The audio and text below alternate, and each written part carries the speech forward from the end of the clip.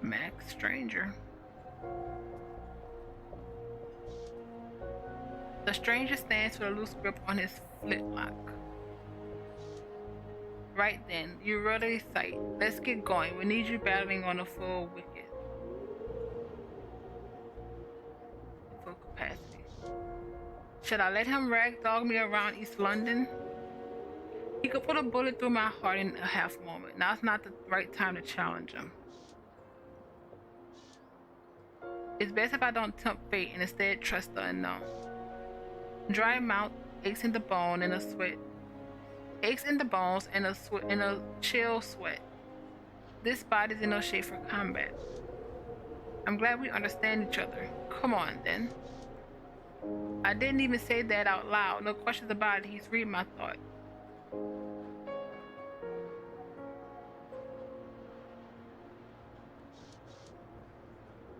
Easy check. Where are you taking me?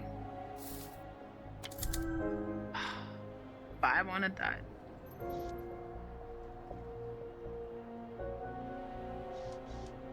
Somewhere you'll be more comfortable. I'd rather not suffer any more than I have to, but at some point you'll tell me what you're planning. There's no time for dawdling.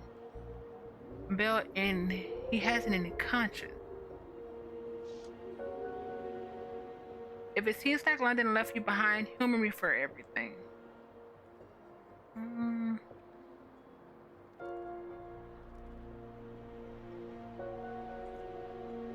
Humor me for the evening. Otherwise, I'll deliver the bounty on your head and I won't have wasted my time. Bounty?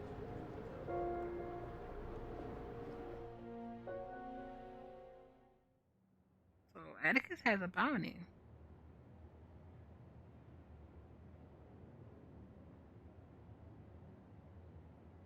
Your headache rages with the fierce second wind, and every step is a hammer nailing your psyche. The stranger's reckless pace only makes matters worse. His arms like a vice grip, dragging you down a maze of twisted alleyways, until at last a string of paper ladders appears. Bios in the sickening sea of night, the cherry glow of red lantern lane. Within waves of jasmine and sandalwood incense, memory washes fear away. This might be the only place that could convince you to keep on living, even just for a night. The gas mantle above the door fills you with a fondness, cleansing the rust of your mind-gouging hangover. You arrived at the Red Lotus Den, the only place you've ever felt at home. No need to be pulled along now. You'll go inside willingly. Happy now? Body aches, persistent nausea from a physical standpoint. I'm barely holding it together. Allow me to rephrase. Have you ever been happy? Many years ago? Yeah, we can't say that. Can't say that I have, but I've gotten close to it here. Why is it this business? Withdrawals. They can mutter our heads and make us weak. Don't worry, you'll feel better soon. Something updated. Or that updated.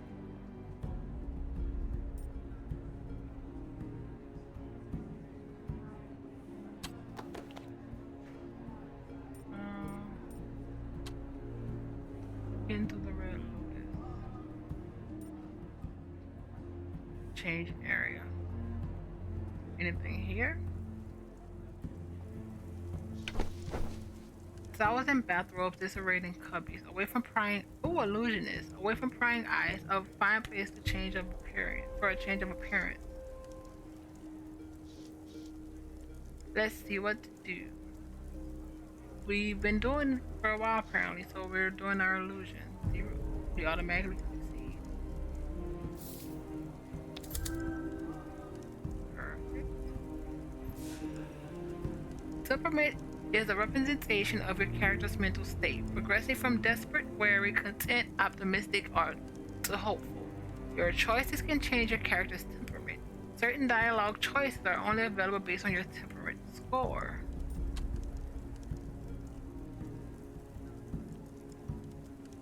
-5. Sight from the fire, hearing from the sight from the fire, hearing from the ether. Smell from the air and taste from the water. Touch down to the earth in another form. Let's play it safe for the time being. No need for any confrontation. I do wanna... We're still wary.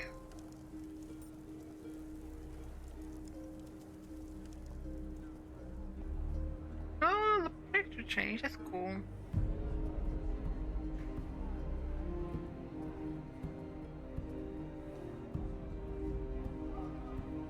Streetlight glare?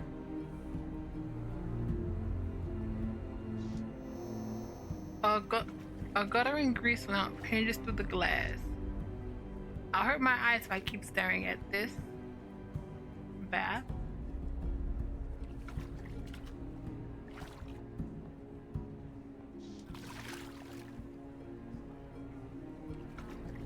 We said we needed to take one, so a steaming bath will waste your time.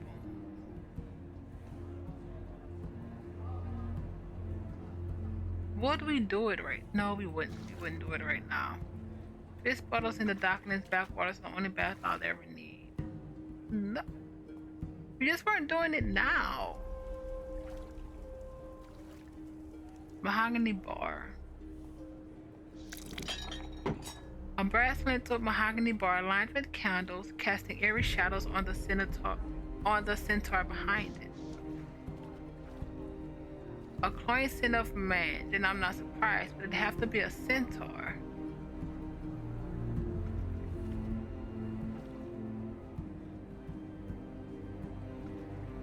Some centaurs have been kind to me. I won't pass judgment until he proves me wrong. We're a minotaur, so. How about Mr. Browncoat? He's rather unique. Hey, Bixie Browncoat, the owner here at the Lotus. Most nights he's welding at the bar, so I hope he hasn't taken ill.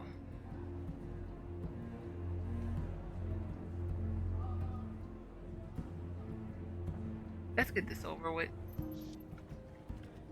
Fortune favors the bold.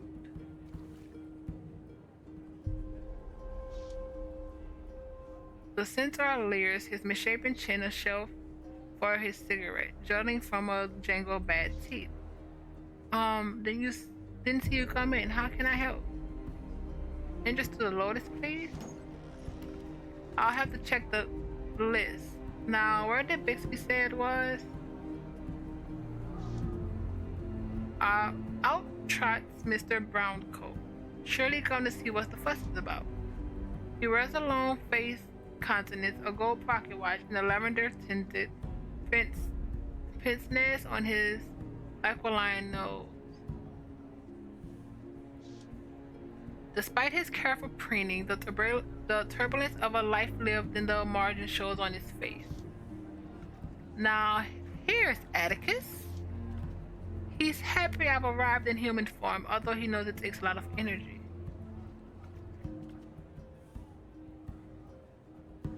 Good to see you, glad to see you, Bixby. And you as well, Atticus. I'm glad to see you've brought us a brand new customer. Now then, paradise awaits behind the curtain.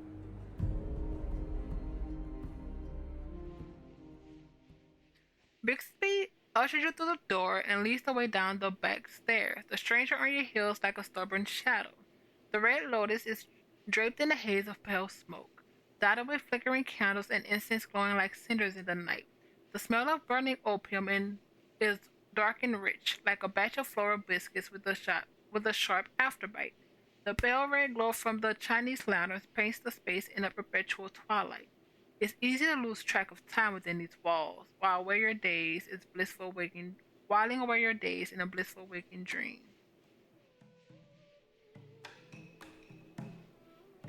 A maniac. What's that gear-clattering racket? A jet of steam cuts through the quiet of the den.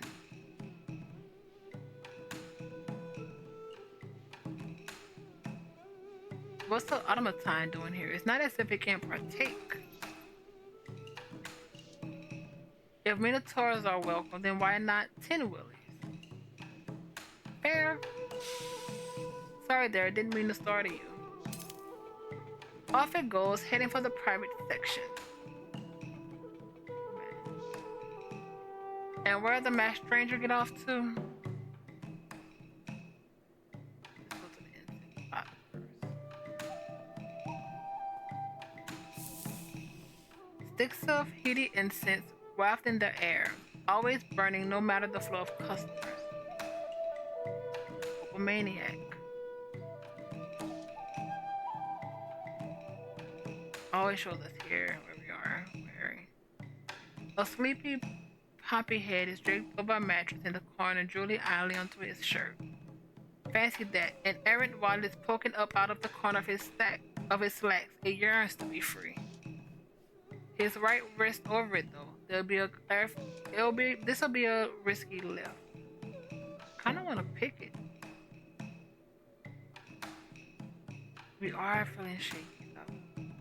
We already have, we're not doing it right now. Sunken area.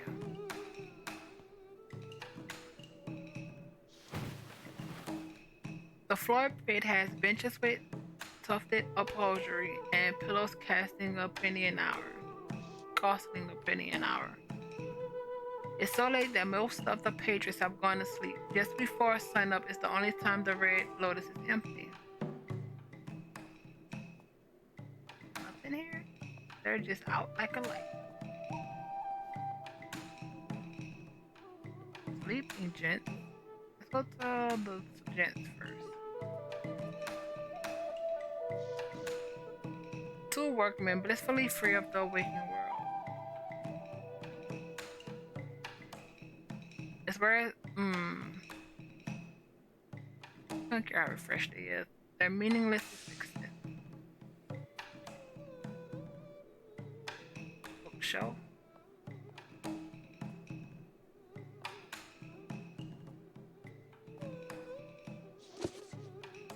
A sturdy yet musty old bookshelf. The spines show such titles as Arcane Magic on the Eastern Edge of Ruin, Opium Through the Ages, and Paler Games, Love in the Dream Time.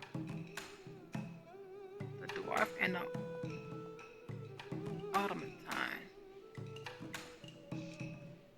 Evening Stranger? The dwarf has a warning, amiable look with a set of crystal blue eyes, sharply intelligent, and a red mustache that is so full it could crawl out of his face and build a cocoon. His beard is elegantly braided in a common style. I fingered the brass rings in my own goatee, which is coarse and stringy by comparison. How do you do? You don't need to know about this, so some kind of inventor, are you? Hey, name Theodora Redgrave, Brotherhood of Boffins, but call me Teddy, most people do. Technical expert, often of a skill considered to be a complex, arcane, and difficult.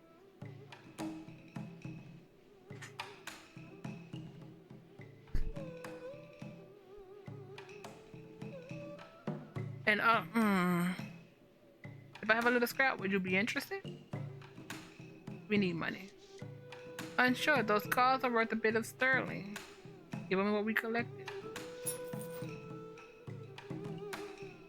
65. Oh no, it's 6 silver. 6. Add it to inventory. Maybe, I don't know. Treasure doing business. You said boffins? Oh yes, the Royal Society funds all kind of industrial research nowadays. There's a brotherhood for every branch of science, but I'm with the DA, Division for Automaton. So you invent things, gadgets and the like? Bloody well true, but my eyes aren't what they used to be. So I'm training this bucket of brass for my apprentice. The automaton cheerfully jets a cloud of steam. This automaton has a name? This here is Idle. It's Otto. Perfectly friendly he is, if a little odd. To answer the reason, though, who among us isn't a little odd? It's truth if I've heard it. So, what can I call you, sir? Atticus Daly.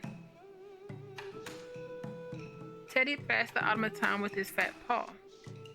Mr. Daly, from the both of us, it's a pleasure. Otto's gonna need some tweaks before the bronze, but we'll have him fit as a fiddle by then. Brawls? You mean the pit fights?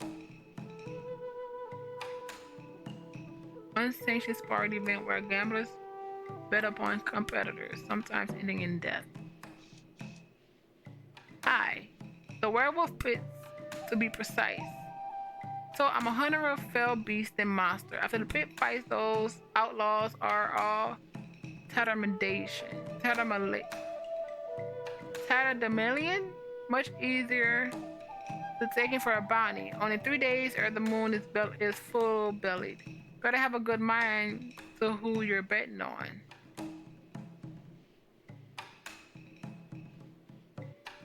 Must never be a dull moment. That's true.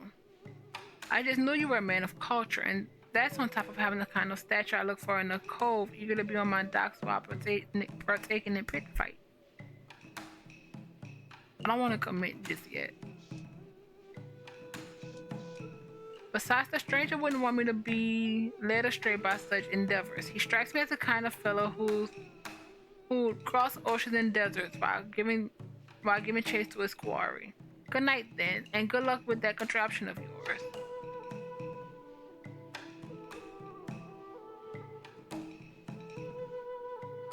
Let's see. I have not been doing that. Murder, singer. And nothing with this.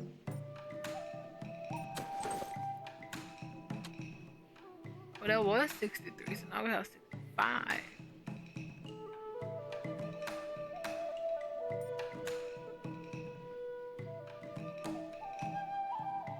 Let's go to the dreamer. Another gentle customer on a journey to the land of Nod.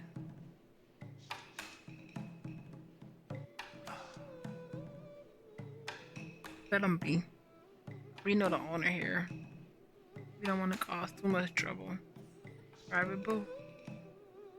Lattice wooden screens and high-backed seating provide some comfort and privacy for those who can afford it. The booths are made of a luxurious calf leather. Calf leather, my poor brothers and sisters skin for a creature comfort. The leather is well oiled and plush with dimpled riveting. Delicate china and exclusive menus of the dense offerings are available here for those of a mere discerning taste. Seems I'm in for a treat of a kind of the stranger's pocketbook, as fat as a Christmas goose. Let's show a little restraint. I'd like to know what his motive is. Why invite me here?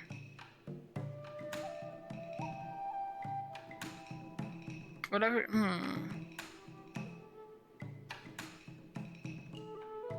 He could have killed me and collected on my bounty, but he didn't. I guess I should hear him out.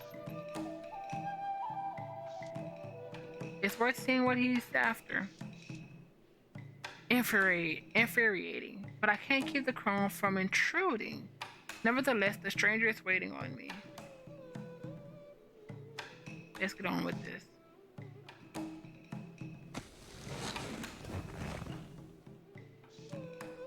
The menu is embossed with the array of oral morphines, liquids, and powder cocaines, and all manner of midnight oil.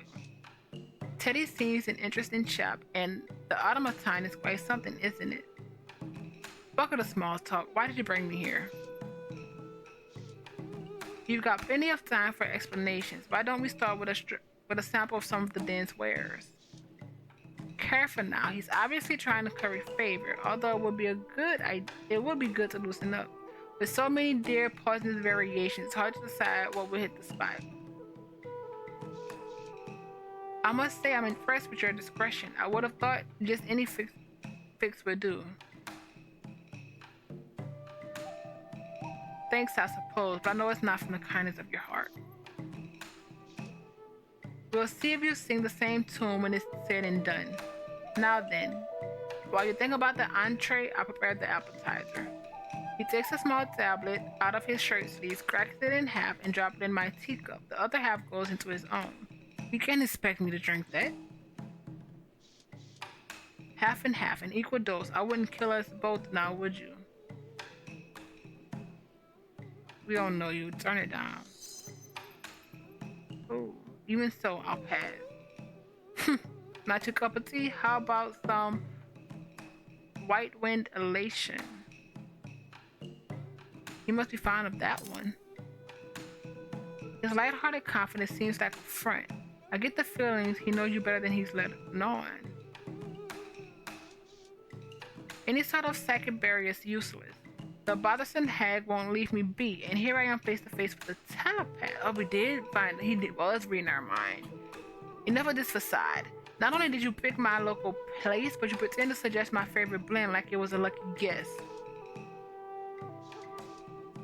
I know a little something about you, it's true, but it's part and parcel to my profession. I keep tabs on people who pique my interest.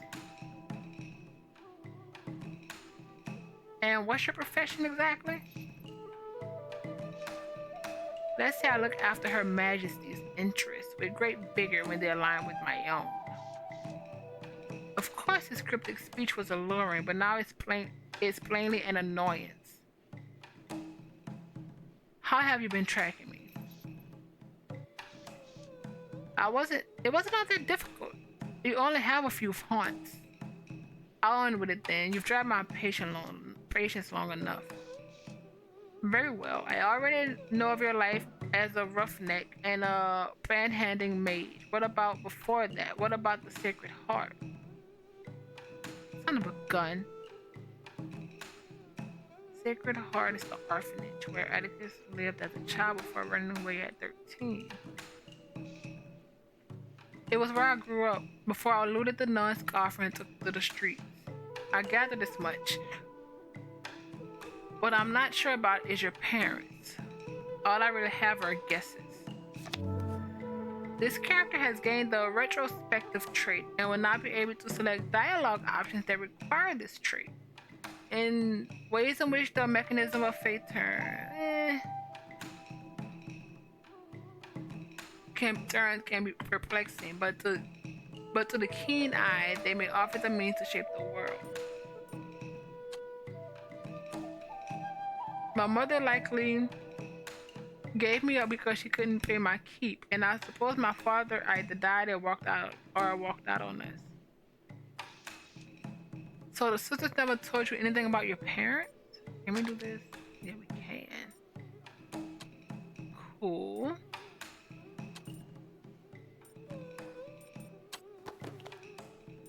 It was the own home, wasn't it? She nags at me, bringing some intangible psychic distance, bridging some untangible psychic distance. I can't say for sure, but it's too bloody unpleasant to think about.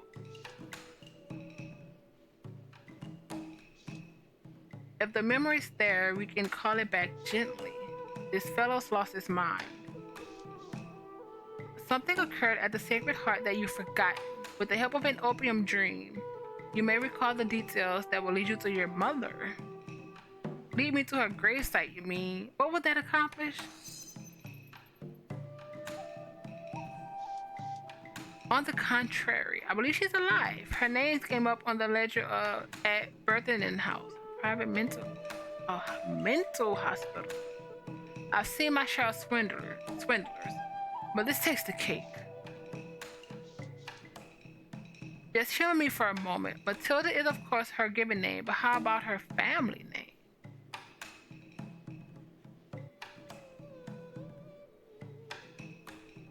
I don't think the sisters at the orphanage ever told me what it was. But if you could recall Matilda's family name and it's on record at the orphanage and matches the ledger at Bethano House, you could prove her identity at the hospital and by claiming kinship, set her free. That means digging up memories of the Sacred Heart. Not exactly how I thought the night would unfold.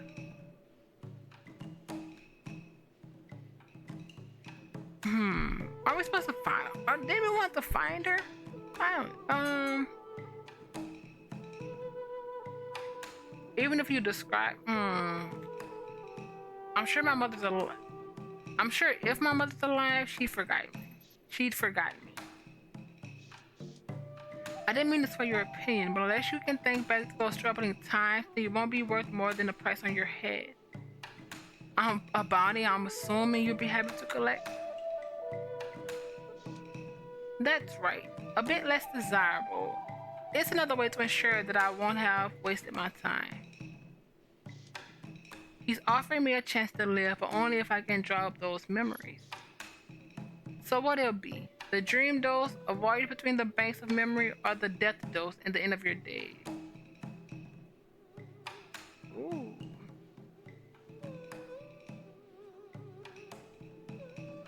I don't want to do the death dose because I don't trust this guy. But you do have that self-discipline. And we're intrigued. Take the dream dose.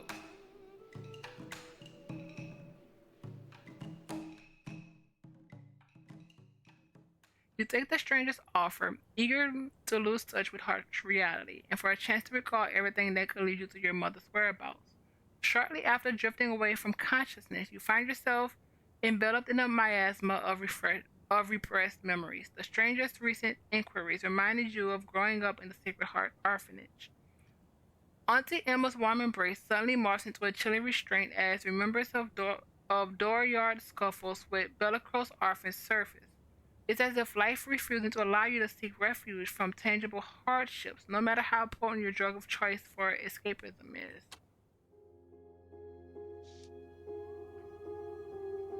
Save.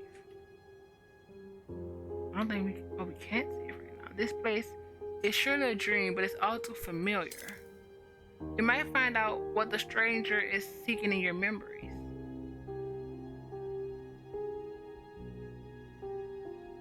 Now, Crone hasn't gone.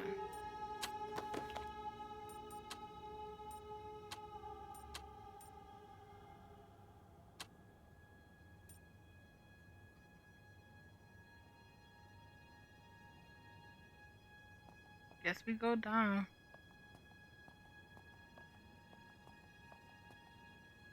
Statue. The open arms of the angel were barely symbolic. I never had a home in this dreadful place. In truth, I spent most of my time traveling through fantasies, looking for a place to call my own. Never did I find it, though. Sister Helios. The courtyard is nothing but hard, packed, and scruffy grass. Helios watches over the children at play.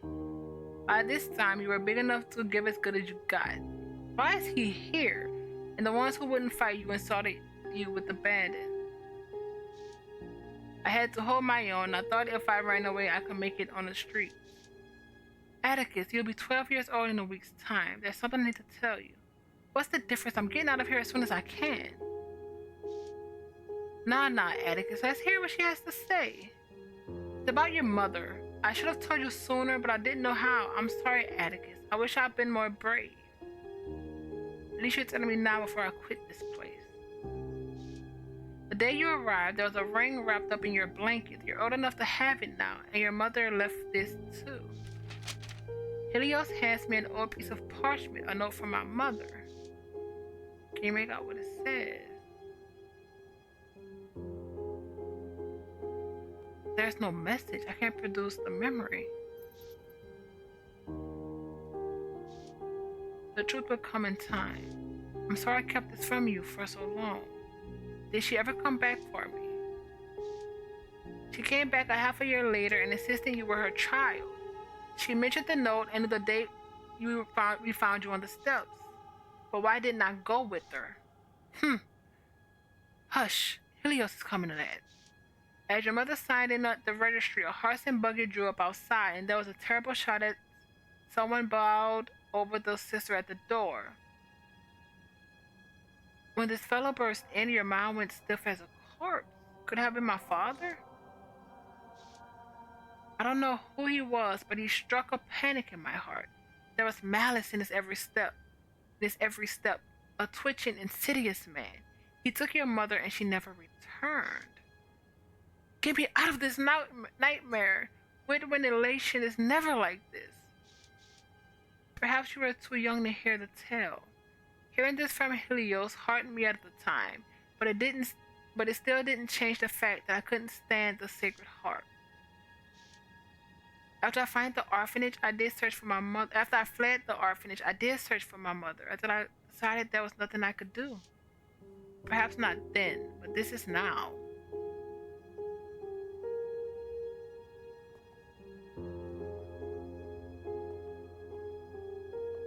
Save.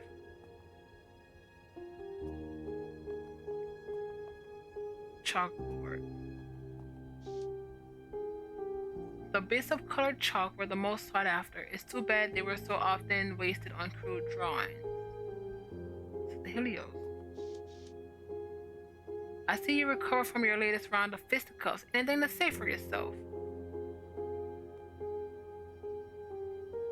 Sometimes I can go blind for a few minutes, and when I wake up, I'm crying and cut up, and everyone's staring at me and laughing.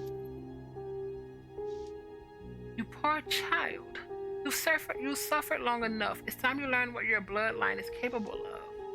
Must be another ploy to get me to stay, but I'll be 13 in a few months, and then I'm running off for good. Being singled out as a minotaur, always having insults thrown at you is terrible. The bright spot is that you have the gift of magic, and you can develop your talents in the study if you study the tarot. She fans out the colorful cards. They seem to buzz with an eerie electricity.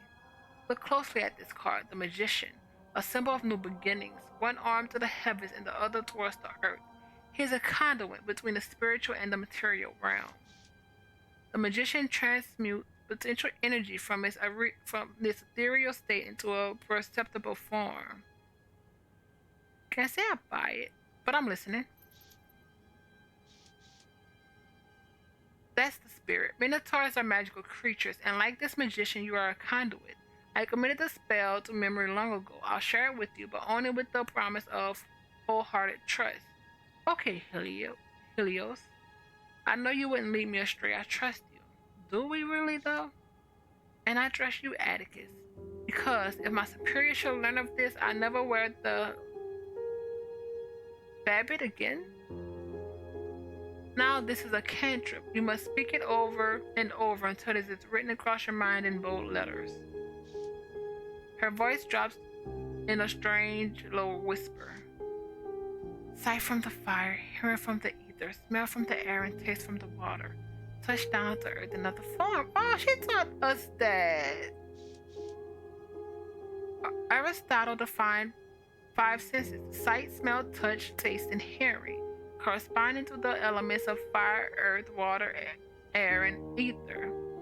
I think I understand, except for the bit about ether. I like ether. Ether is the energy propelling each heartbeat, the same material in the soul, and the consciousness of all blooded creatures. Those with proper training can channel ether into the earthly sphere. Therein lies the power of the cantrip, the ability to transmute energy into matter. Ether is tied to hearing, so first you must learn to listen. You must hear the winds and the wilds of the heavens. I see the night is getting on. What about the next? Need a 4.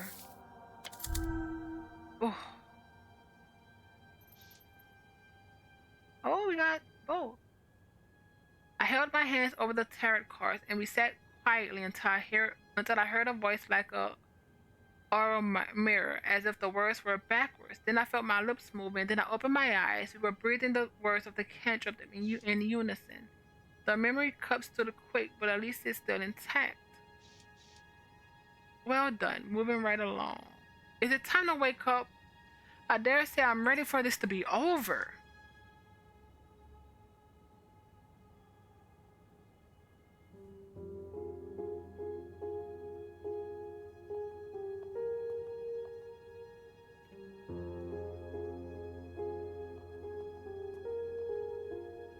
Oh, teddy bear. A teddy bear with a missing eye and malted mohair fur. It suffers the pitfalls of a rough life in the orphanage, just like the rest of us. Penny? These purple darlings brighten up the dreary place, picked fresh by the schoolyard, from the schoolyard by Leo. This was my bed right next to Snyder, and here is the footlocker. I kept a few trinkets. Worthless, but a lot of fun. This must be Snyder. Snyder. When midnight strikes, I'll be 30 years of age. Father Franco keeps the orphanage funds in the private office. That's my ticket out of here. Oh, we need an 8. Come on. Son of a gun. Right then, nothing to it. What are you up for? If you're looking for the nun's candy stash, you can forget it. I already checked.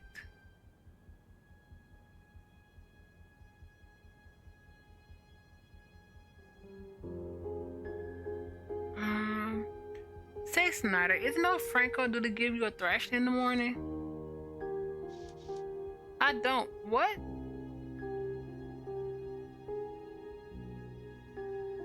You ruined his vestments, remember? Shouldn't be so clumsy.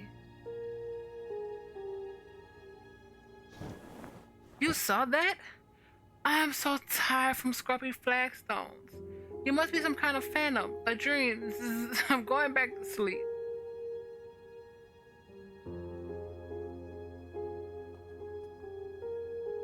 We eventually passed by him. Let's go to the lockbox. There's enough here to get me started on my own. Payday. Pay dirt. I put 100 leaves between me and the Sacred Heart. What was that? Sounds like it came from the alleyway? From the hallway? The house is roused. I better make my exit.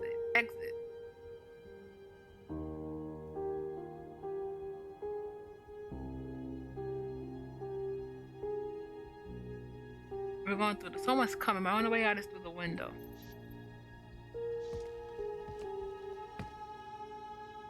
There's a voice in the corridor, then a pale shape that emerges from the shadows. Stealing this money, it hurt the Sacred Heart. We fell behind. We skipped over holidays and knitted clothes for the children.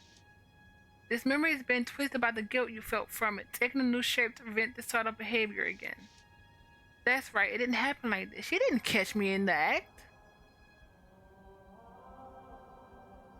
I'm sorry, Helios, but I had no other choice.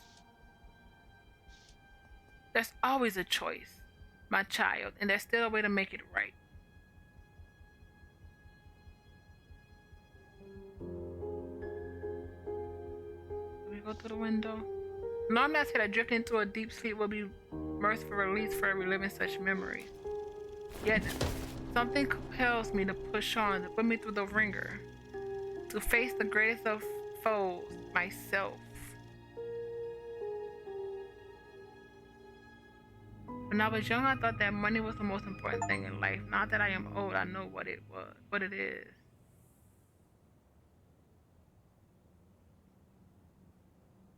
That's chapter 1.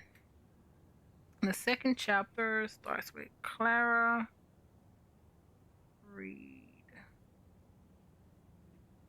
Lord Silas's airship. Navigate London as the sharp and savvy courtesan Clara Reed. Before new crimes, the markings of her past catch up and tear her life apart. Clara uses her sharp archetype selection. Clara uses her sharp wit and tact to navigate the perils of London upper class, but she's haunted by the choices of her past. But she let those choices hold her back or search for a better future. Intuition. She learned to hone her sharp intuition from a young age. One can rarely hope to survive or thrive in tenuous situations if they haven't learned to listen to their gut. Intuition is first. The Emperor, stubborn. You never seem to stop, even if you're even if your aching mind and body implore you to do so. Grace, quick on her feet, quick with her hands, and quick to laugh. These are the tools that both disarm most conflicts and left Clara with enough pep and verve to keep moving forward. Grace is top, determined. You spring into unremitting action as soon as the die is cast. Intelligent. Boogie just whip smart since childhood. She took comfort in spending long hours in pursuit of knowledge, a shield against the pressure of the world, and a sword against those who sought to control her. Polymath. Your knowledge spans a wide range of subjects, making your critical thinking unmatched. Intelligence. Tact. A social chameleon by necessity. Clara learned to say exactly what others needed to hear. The right words can topple kings, or at least keep her unperceived for another night. Chameleon.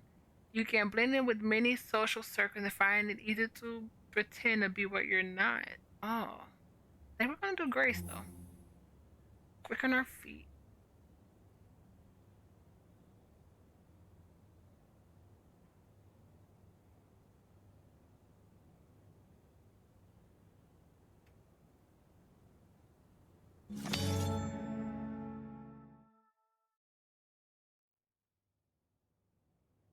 Revolutionary feat of engineering and shameless displays of wealth, a common sight in London, yet rarely does one come across that which combines technological prowess and financial abundance. Enter Silas' airship, its gilded frame and sheer size, literally and figuratively casting a deep shadow over the city slums and wealthy districts. Shafts of sunlight filter through the windows that wrap around each of the airship's rooms, bathing them and their occupants in a warm glow. Pipes and polished wooden floors rumble to the spinning of the airship's propellers. You feel like you're standing within a grace of the future, within a slice of a future.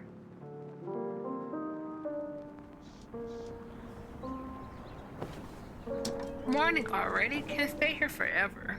I still have much to do before I leave London. Good thing Silas already delivered my payment. He was up before me. I wonder if he's still aboard the airship. And what do you have? You have stiletto. Ooh, ooh. And a ringer. Wait, how much money do you have?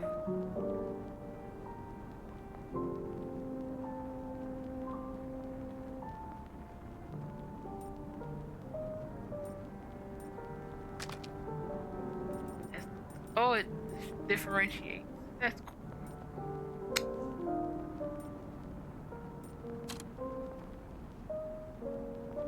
Grace, tact,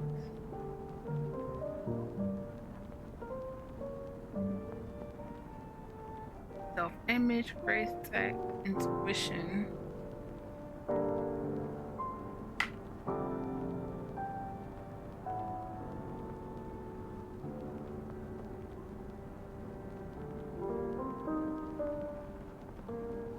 Intellect.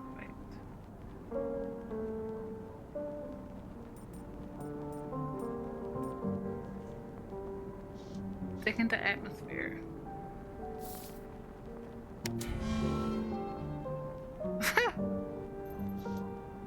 Can't be sure what he's up to, but I do hear him rustling around somewhere on board. On board. He rarely lets me leave without ensuring our next appointment is set.